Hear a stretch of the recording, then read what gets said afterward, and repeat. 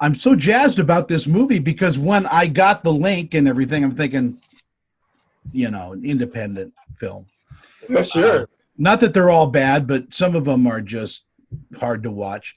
This was great from beginning to end. So congratulations on a great independent movie. Thank you so much, man. That means the world to us, really. That is super cool to hear. Thank you. And I'm an old guy, but I had a ColecoVision, and so that brought a lot of memories back to me. That's fantastic. That was the goal, man. Yeah, it kind of spans generations. That was our hope. And the goal was to make this for as wide an audience as possible while not excluding people, right? So we've heard from Lynn Shay that she loved the film. She didn't understand a lot of the references, but she still loved the movie, down to kids who are into mobile gaming and esports. Tried to put a lot of stuff in there and really homage a lot of the things that we love. Something for everyone, they say. Well, as a dad who's surrounded by gamers, a lot of these 16-bit games are all coming back. The 8-bit games people are playing them. So this is a great thumbs up and a great tip of the hat to those original game makers. Certainly, yeah. That was the goal all along. We're gamers, diehard, and we wanted to make people feel at home and give them a movie that they could cheer about. There's no big studio or people in suits behind us saying video games make money, make a movie. This is a movie we just wanted to make. We wanted to make a movie that we wanted to watch, and our buddies, really. It's amazing the cast of extras and just walk-ons that you have. Yeah, it wasn't an overnight process, and it was definitely, it's kind of like going to a party. We say, we want to know who's going to be there, right? And that's definitely the same with films. And we started out by reaching out to those who were close to us and who we'd worked with a little bit before, including Greg Grunberg. We hadn't done a production with him, but we did an amazing table read with him. Yep. Maybe 2 years before this process, and we knew in our heads, we're like, we want to work with Greg. He's amazing. But we'd also done some work with Martin Cove from Karate Kid and Rambo and his son Jesse, and we'd done a killer little short film called Show No Mercy, and it was set in an arcade. And when we called them about the script, they knew that we were two knuckleheads who could put something ambitious in front of them that we could actually pull off. So their support came fast and furious, which was very cool. And from there, it was kind of just stepping stones, reaching out to the next person. But a big part of it was our casting director, Farrah West, bringing some of this new up-and-coming talent that just killed it in this movie. Yep. And then getting Kevin. Yeah, Kevin came on board in a crazy way. There's a story behind the story with that one. So we knew Kevin had been out here in Phoenix promoting one of his comedy tours, and he had actually sat down with one of my buddies from high school that I used to game with back in the day. Did a promotional stint where he was at the radio station as a guest DJ for like a week. And so I remembered that. And when the time came to make this film, we kind of wrote the character of Chuck with Kevin in mind. And kind of interesting because the guy who wrote Clerks and made Clerks could potentially be the owner of the store for these clerks in our movie.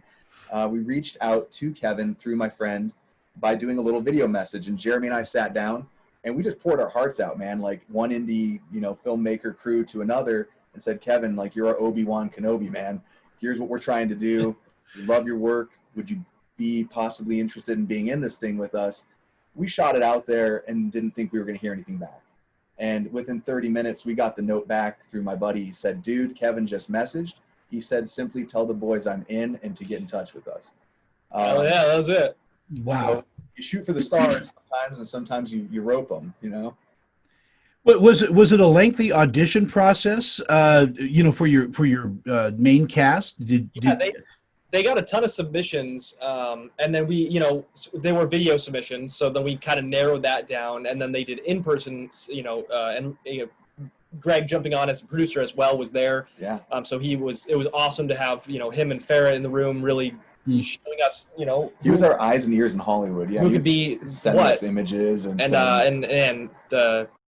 they just nailed it. Yeah. Joey Morgan, Hassie Harrison, and Tom Plumley. I mean, geez, Lucas Gage, all the people we had in this film, just incredible actors. Yeah, people should be watching that, man, for sure. They work so well together. I mean, was that instant chemistry on the part of your cast too? Well, It was interesting, right? Yeah, it's funny. Greg calls this like summer camp. You know, we shot all overnight for 22 days in Phoenix. In January, it was freezing cold, unfortunately. It was the coldest movie on record. But for Tom and Joey, we put them in the same Airbnb. We rented them a house. It had a pool table. We brought every video game system that we all own. We over loaded there. it up with chips and popcorn. Yeah. We wanted them to live the life of best friends. They came up with their own secret handshake out of nowhere, and that really built their like best friend chemistry. Yeah.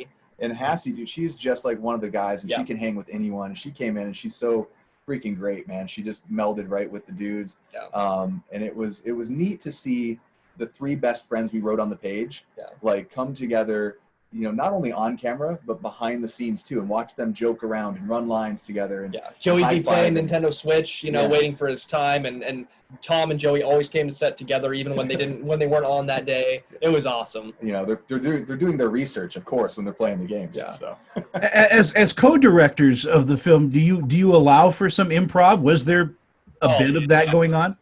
Yeah, dude. Yeah. You know, we couldn't stop it. the script is, you know, the roadmap, and detours come along, and I think that's so beautiful. Especially when you're making an independent film. You know, we have good ideas, but we don't have the greatest ideas. Exactly. And so we like to leave room for that to happen. You know, I always think of productions as like Legos, right? You've got talent, you've got locations, you've got a script, you've got crew, and it's up to you on that day to build that into what it becomes. Sometimes for better or worse, because it can be hard on the crew when things aren't as rigid and streamlined and you really know what's coming next. But as a creative process, it's beautiful to let things happen, and they surprise you. Some of the best stuff in the film, man, no doubt. You know, they had their blueprint, like you said, the roadmap, but those side roads took us to some really interesting and fun places. And some of the best stuff in the film came out of that improv. Yep. There is also the other thing about this film is that I was totally surprised by the special effects and how good they were. It did that balance between special effects in the 1980s and today's special effects, and you just kept that balance perfectly.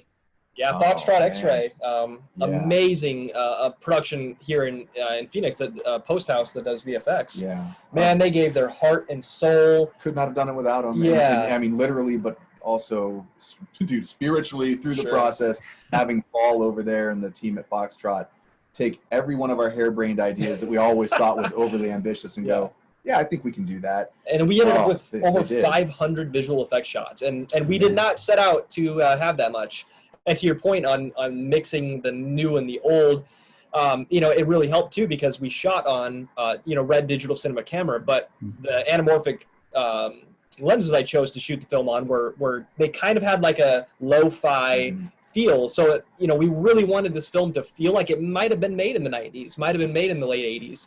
And so I think between the look of the movie and the way that Paul did the special effects with his team, it really comes together to make it feel organic, right? It feels like people made this movie. It wasn't just a crafted. It was a crafted film. Yeah, it gives you that feel because, you know, as I'm watching it, I'm noticing that slight color bleed that is very prevalent in 80s films. There is that kind of beautiful soft focus that those lenses had, and I know that's on purpose. You know, you just don't stumble into that. Right. And so, you know, did you storyboard the film? Was it shot for shot? So I shot the film as well, and like you're saying, fortunately and unfortunately, a lot of things, the way I work, I kind of have to be there to see it. So we really tried. I mean, I tried to storyboard, I tried to do a shot list, but on the day when you've got 12 hours, well, and on an indie set too, when your locations. A location drops or lights that were on when you location spot are now off. There were times where I'm just sitting there glassy-eyed. Scott's just sitting there, and I'm like, the only way is forward. The only way is forward. There's so it was a lot of it was just kind of feeling our way through it. And so it was hell on my gaffer, but we tried to light things as 360 as possible from overhead, so that I could just have the freedom to grab shots to here and roam. there. Yeah, which kind of lends to that. I mean, that's very indie, and we knew going into this we had to have a high degree of flexibility. Yeah. Stress-wise, that things were going to happen. Yep. Changes were going to need to be made on the fly, which for a film like this can be more challenging than maybe a straightforward drama with no consideration of VFX and all that stuff. The only scenes we actually like storyboarded, believe it or not, were some of the animation stuff in the beginning of the film, playing the video game. We took all of Jeremy's and my Funko Pop figures, and we had action figures around the studio, and we're like, all right, so talking to the video camera team, here's what we want to see, and then the the Nether Kraken comes in, and that was about it as far as actually storyboarding though. Yeah. You guys did such a great job in all of this, and as a small, budgeted movie, I'm imagining, it was almost bring your own lunch for the, catering. We tried as much as possible to take care of our crew. That's we're so humbled and thankful for a lot of the people that took this journey with us. And so it was important for us, as much as humanly possible, to do what we could do on set. Good food. To make sure that everyone had, we had catering every day, and heat lamps and all that jazz. Yeah. Distributing something like this, though, in the age of COVID has got to be a huge headache. Publicity-wise, all of that. I know that you're streaming, but what are the pitfalls you're running into? It's interesting, man. It's interesting in a lot of ways, and it's proven to be a double-edged sword, to be honest. To start, we narrowed down and locked down and chose to go with the distributor, MVD Entertainment, or the guy over there, Eric, who has championed this film, because they got it. Because they've got this collection called the Retro Rewind Collection. They're all big film geeks. When Eric got on that first Zoom call with us, he did it from his basement. He had an arcade in his basement with all of his old retro game collection. So we're like, okay, we know the promotion side of this thing is going to be from the heart and understand the core audience. Yep. From there, to your point, the physical distribution of everything has gotten kind of wacky. Yeah, I mean, we were planning to do a small theatrical run prior, and then COVID hit, and it's like, okay, well, what do you do now? Now, because that does help put you into premium VOD selections on Vudu and Amazon. There's clout to that. But now the theaters are closed. Now you can't really do that. So luckily, there's been some awesome drive-ins that are popping up that it's been filmed at, which is so cool for a movie that homages a lot of 80s, 90s retro stuff to be shown at a drive-in is so cool to us. But the double-edged sword is there's a lot of people at home, and there's a lot of movies that are not coming out. And so people are hungry for content. So if there was a time for people to see Max, it is now. And that's kind of cool for us. This movie, if it was done in the 80s, would have to have Bruce Campbell in it. Oh, gosh, that would have been the man with the golden chin, dude. Maybe the next movie. Love him. And speaking to that, is there going to be a part 2? I love these characters. We left it open. There's been some very interesting ideas kicked around on what number 2 would look like, because man, there's nothing worse. And how many times have you seen the movie that's so good, and then 2 comes out, and you're like, huh? It's well, I will there's say that, The kids on set were kicking around, man, already while we were still filming. They're like, what about Max Reloaded, another one? We're like, listen. You should hit the guys up at Quibi and make this a series, 7 minutes each, Exactly, yeah. What are you working on next, though? Yeah, from day to day, man, we've got a couple scripts in the hopper. We're still, always developing, always refining that. But we've been doing a ton of short format content, essentially as proofs of concept. Yep. And we have one dropping in the next couple weeks here, don't we? Yep. Congratulations, you guys just did a great job. Thank you, man. Yeah, it's just spreading the word. That's all. That's all we can hope for, that people get to see this movie. And appreciate you, man, for saying so. Oh no, I appreciate. Again, thank you guys so much for your time today. I really appreciate it. Yeah, thank you. Likewise, Tony. Thank you, brother. This celebrity interview is sponsored by. I'm Annette Civarella with Pia Anderson Moss Hoyt, Utah's leading entertainment law firm, serving clients nationwide. We provide solid, attentive representation, focusing on minimizing risk, reducing cost, and protecting the reputation and privacy of our clients.